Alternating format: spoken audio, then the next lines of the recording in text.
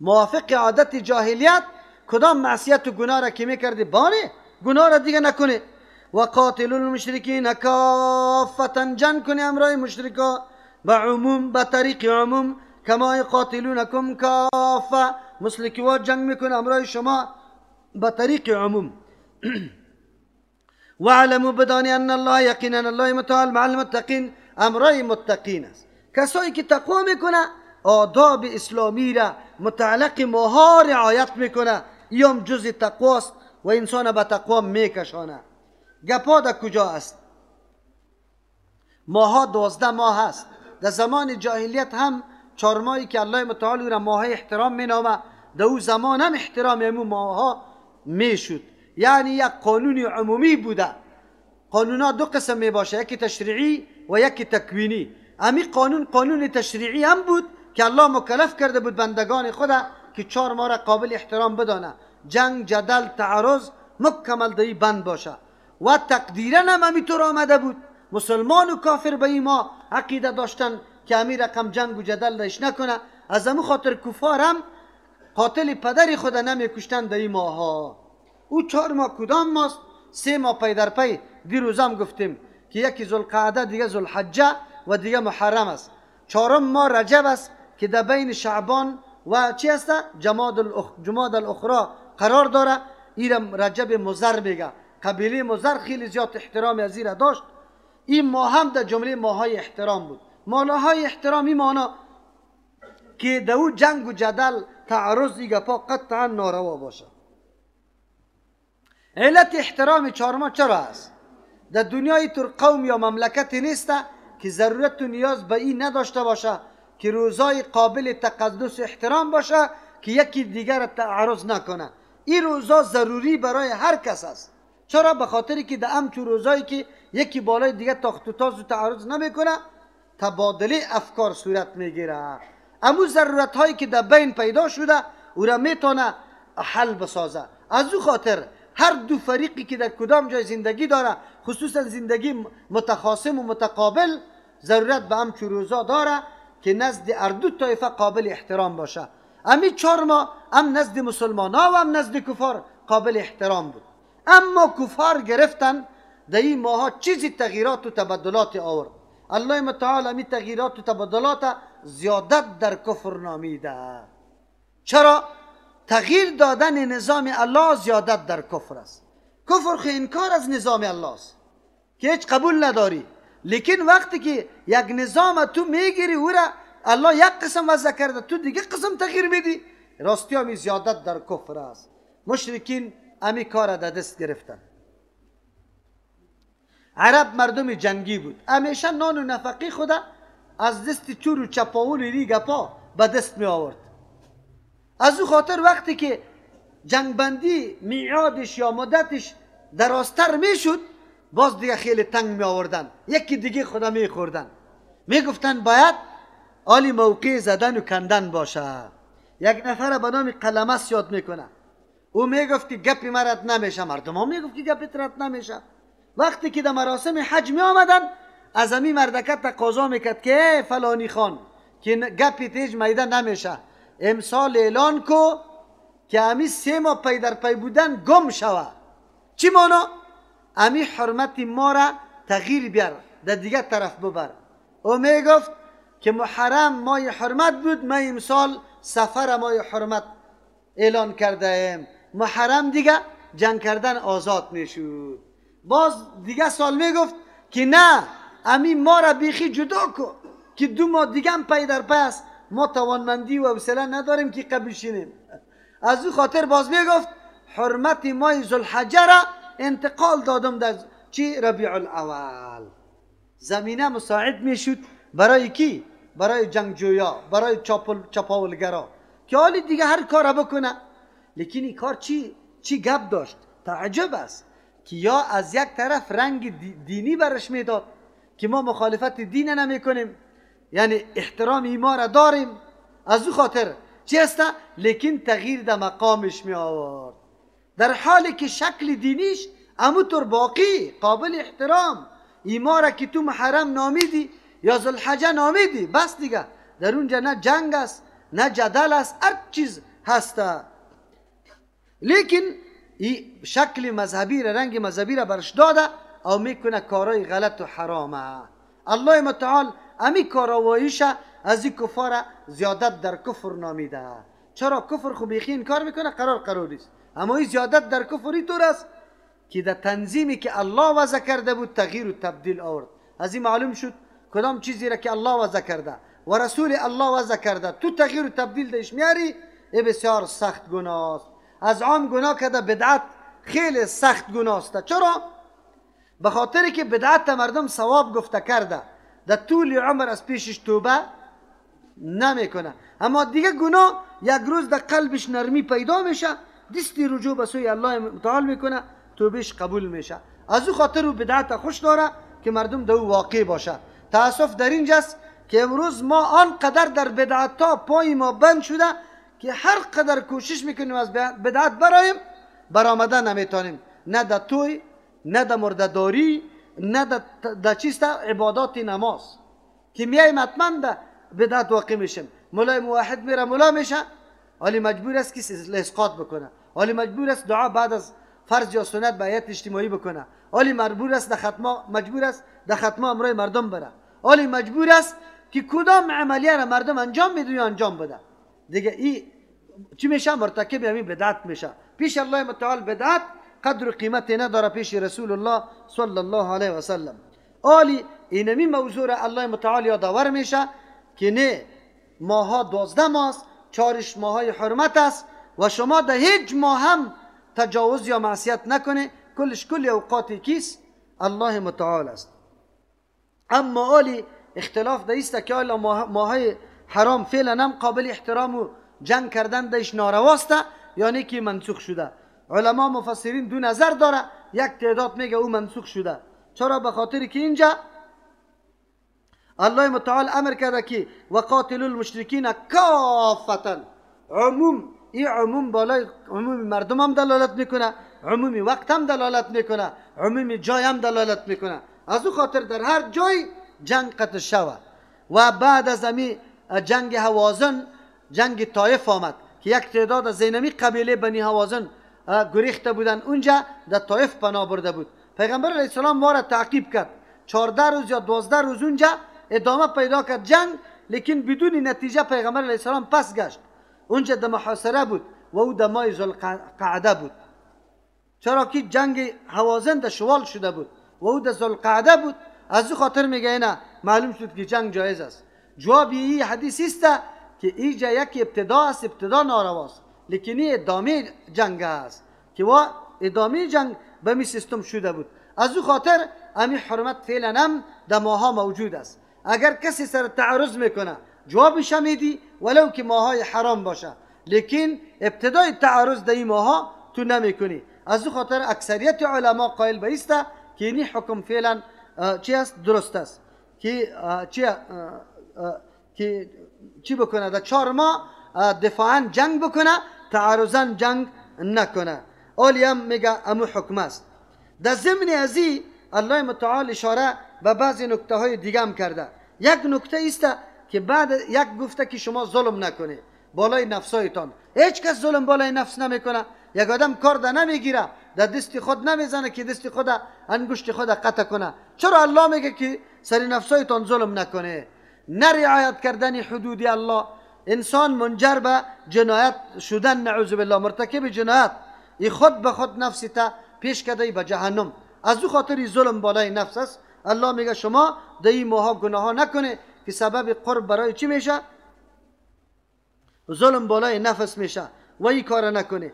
دیگه نکته را بیان کرد که کفار شما را عمومی به طریق اجتماعی جنگ داره، شما هم به طریق اجتماعی جنگ داشته باشه. و را ببینیم 46 مملکت یا 48 مملکت توافق کردن، دست یکی کردن علیه مسلمان ها، در هر جای تخت و تاز داره، به نام چیسته اون ناتوی گپا مشهور کردن. دیگه مثل که کافر به طریق مجموعی تو را سری شما حمله میکنه، جنگ میکنه، شما هم به طریق مجموعی امرایشان جنگ بکنه. دیگه موضوع در اینجا وعلموا ان الله مع المتقین. در حین جهاد در اون موقعی که مورد تعرض هم قرار گرفته، بازم الله متعال اعلان حدود خود کرده. باید امو حدود مراعات شود. یعنی از حدود نبرایی. چرا؟ برآمدن از حدود سببی از بین رفتن تقوا میشه. یکی از اسباب تقوا هم پابند شدن اونمو احکامی است که الله متعال چیز اجازه کرده که این تطبیق شود. انما النسیء زیادة فی الکفر، یقینا تاخیر انداختن ما که حرمتش از یک ماه پسان میسازی دمای دیگه، مثلا محرم پسان میسازی دمای سفر حرمتش. این چی است؟ زیادة فی الکفر، زیادت در کفر است. یکی عین کفر است، یکی زیادت. عین کفر نقبول کردن نظام الله متعال. زیادت در کفر آن چیزی که در تقدیرم الله مطور کرده بود او را تغییر دادن است. چیزایی که تکوینا هم الله متعال مقرر کرده بود امور تو تغییر میدی، این زیادت در کفر است. یضل به الذین، گمراه کرده میشه توسط ازی او کسانی که کفر و کافر هستند و هم گمراه کرده میشه. یحلونه عاما، که حلال میسازه مطابق اهداف شخصی خود، اغراض نفسانی خود، عاما یک سال، و یحرمونه و حرام عقیده داره. چی است؟ و یحرمونه عاما، حرام میپندارشه سال دیگه. یک سال ما حلال است، محرم برده در سفر در محرم جنگ میکنه، با سال آینده پس میارشه محرم، پس محرم میشه. این کارا را این مردم کرده رئیس. معلوم شد که دین مطابق مذاق و طبیعت شد. لیواطئوا عدت ما حرم الله، که موافق بسازه امرای او شماری که حرام ساخت الله متعال. یعنی 4 ماه را گفته که چیز تا پوره کنیم، به خاطر که موافقت امرای همو 4 ماهی که زندگی با امرایشان حرام است، 4 ماه که قابل احترام است، قطع از ما چی نکنیم، مخالف نشیم. 4 ماه ما تعدادش پوره شود. فیحل ما حرم الله، پس حلال میکنه آن چیزی را که الله حرام کرده. چرا این کار میکنه؟ زین لهم سوء اعمالهم، مزین کرده شده برایشان اعمال زشتشان. وجهش میگم والله لا یهدی القوم الکافرین، الله متعال هدایت نمیکنه قومی که واز نظام الله این کار میکنه، او الله هدایت نمیکنه. در اینجا چند گپ است. یک موضوع است که در احکام تکوینی الله و تشریع الله یا دست زدن و نعوذ بالله او را تغییر دادن. از او خاطر الله متعال میگه که زیادت در کفر است. دوم مسئله، گناه وقت شنیع میشه و وقت بد میشه که سبب گمراهی دیگران شود. از این معلوم میشه که جنایت 2 قسم است. یکی جنایت که تعلق به نفس خودت داره، یکی جنایت که تعلق به غیر داره. یعنی به سبب جنایت تو دیگه مردم هم در جنایت واقع میشه.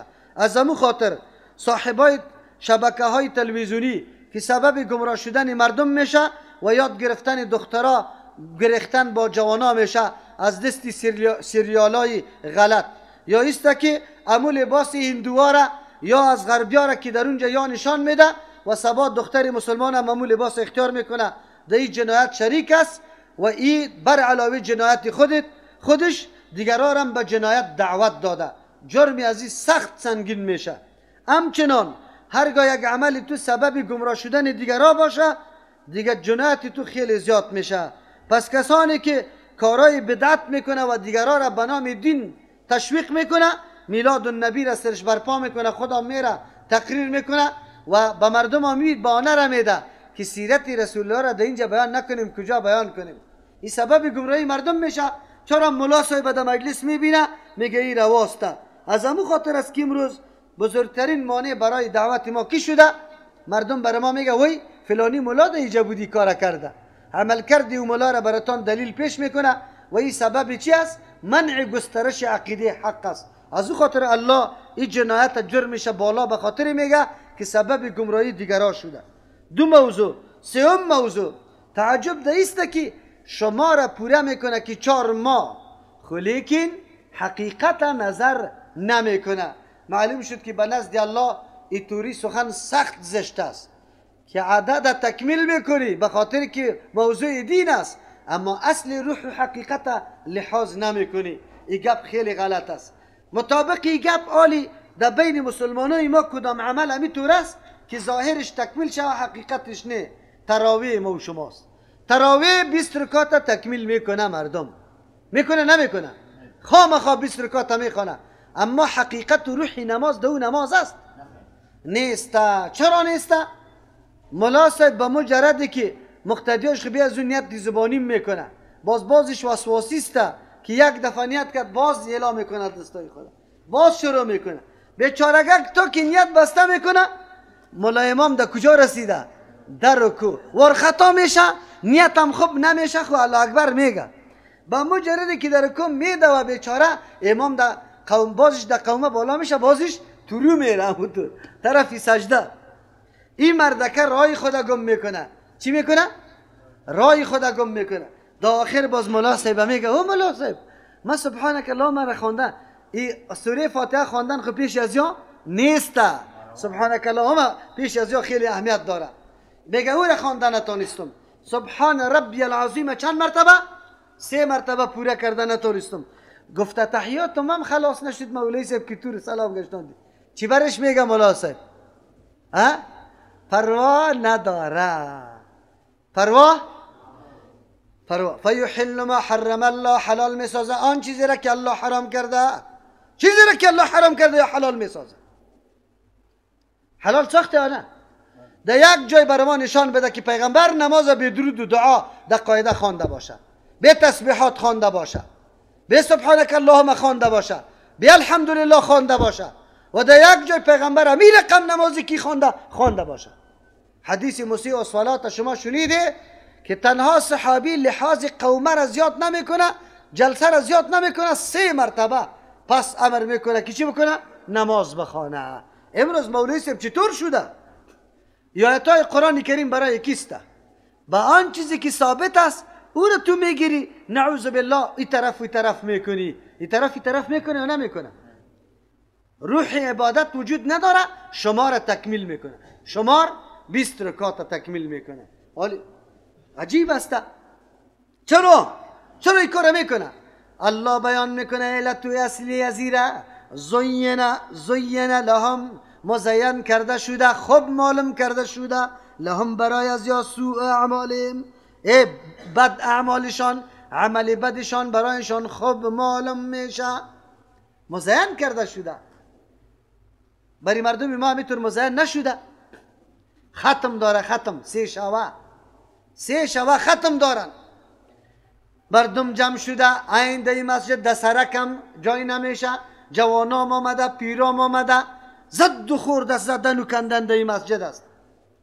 چرا؟ قاری صاحب 3 شوه ختم داره، جوانا در پشت سر قرار آمده، وضو خانه در اوجا چمن نشسته است، منتظر است که کی آلی یک دفعه. قاری صاحب خود دیگه آوازش شنیده نمیشه که چی میگه؟ بنگ بنگ بنگ بنگ بنگ حقا، بنگ بنگ بنگ بنگ بنگ حقا، امی قدر میگه.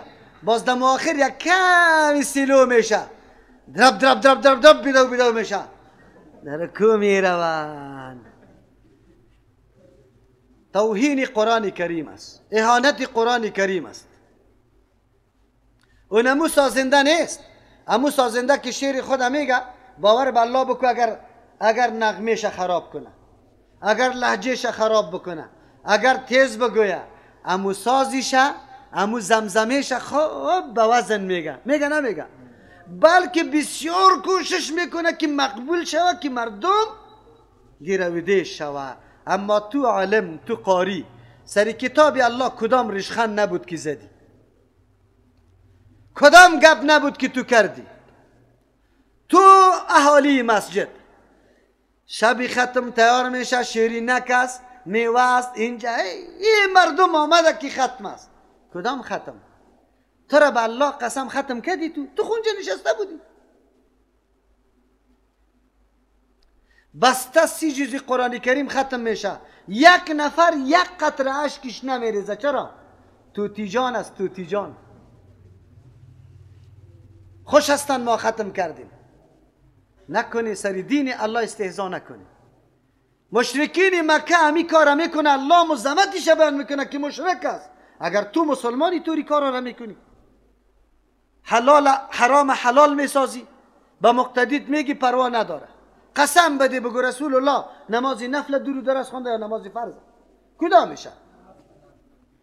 پیغمبر و صحابه که تراویح کرده بوده می رقم ایده کدام کتاب آمده که پروا نداره؟ همیره برم بکش. این ملت مظلوم بیچاره را امی ملا در به در خاک بسر کرد. از خو بی خو میشه، میاید در مسجد، اما چقدر ثواب برده. باز قتیتون سری مستحب قتل خون میکنه، میگه این مستحب است دعا چرا نمیکنه. خودشان فرضا را ترک میکنه، فرضا نمازش صحیح نمیشه، هیچ پروا نداره. عجیب است. قرآن میگه زین لهم سوء اعمالهم، مزین کرده شده برای ازیا اعمال بدشان. این اعمال بد است، خب برای ازیا خوش هستند. سری تو انتقاد میکنه. ما 8 رکعت میخوانیم 2 ساعت تقریبا میشه، یعنی کمتر 5 دقیقه یا 10 دقیقه تفاوت بکنه، 2 ساعت میشه. تو 20 رکعت چی هسته؟ در 15 دقیقه. باز هنوزم آفرین در پشتی ملا داده. آفرین ملا صاحب، یاران دیگه این بیگا خواب جانانه نماز دادی. جانانش هم میفهمی؟ تریشل بود، تریشل جانانه نماز داد. هرگاه یک انسان حالی 2 قسم عمل کردن است. یکی عمل به سهو و به خطا است، نادانی است. یکی عمل به قصد است. هر عملی بده که به قصد میکردی حتما در دنبال توجیهش هستی که من راه توجیه روا بودن زیر پیدا کنم. آدمی که از روی جهالت کدام عملی بده میکنه، به مجردی که فهمید بالکل توقف میکنه، دیگه اون کار نمیکنه. اما وقتی عملی بده میکنی میفهمی، حالی تو دنبال پیدا کردن دلیلش هستی. حالی مردم برای خود دلیل پیدا میکنه یا نه؟ برای بدعت‌های خود دلیل پیدا میکنه یا نمیکنه؟ اما عمل به نظرشان خوب است. چی میگه؟ مردم حالی شما رسول الله رو دوست ندارین؟ ها؟ روزی تولدش هم وی گریان میکنه. مردم پیدا شده که تولد پیغمبر جشن نمیگیره. این ملا رو میشناسی؟ اینطور ملا ما داریم نزدیک است، دمی چی هستن؟ ما حول هستن. وی گریان هم میکنه. توجیه پیدا میکنه. سعی کو عمل بدعت میکنه لیکن توجیه پیدا. کدام توجیه؟ ما اینقدر وقتا سیرت برای ما میسر نمیشه، امیم روزم بیان نکنیم. چطور مردم فریب میده، گول میزنه؟ ولا تلبس الحق بالباطل و تکتم الحق و انتم تعلمون. محبت پیغمبر به شله پخته کردن میشه.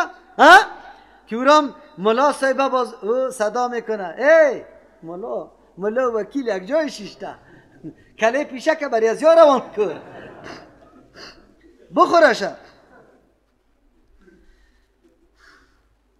والله لا یهدی القوم الکافرین، الله هدایت نمیکنه، توفیق نمیده از انجام دادن کاری خیر، کاری ثواب، کاری که مثمر باشه و قومی که منکر از نظام الله باشه. الله توفیق کاری درسته به کافر نمیده.